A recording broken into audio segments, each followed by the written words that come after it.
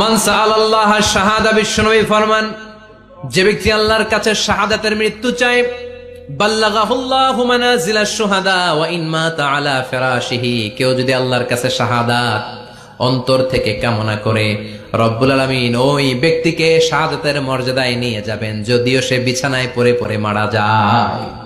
বিছানায় পড়ে মারা গেছেন, কিন্তু অন্তরে কামনা ছিল, আল্লাহ আমারে তুমি শহীদ হিসেবে কবুল করো, শহীদদের কাতারে আপনারা দাঁড় করায় দিবে কে? ওমরে ফারুক বলতেন, আল্লাহুম্মা আরযুকনা শাহাদাতান ফি সাবিলিক, ও আল্লাহ আপনি আমারে আপনার রাস্তায় শহীদ হিসেবে কবুল করেন। ওয়ারযুক মাউতি ফি হারামি রাসূলিক, পৃথিবীর কোন শহরে মরতে চাই না, বিশ্বনবীর শহরে মদিনা শহরে আমার মৃত্যু কবুল করেন। আমিন। ওমরে ফারুক কই মরছে? কথা কও।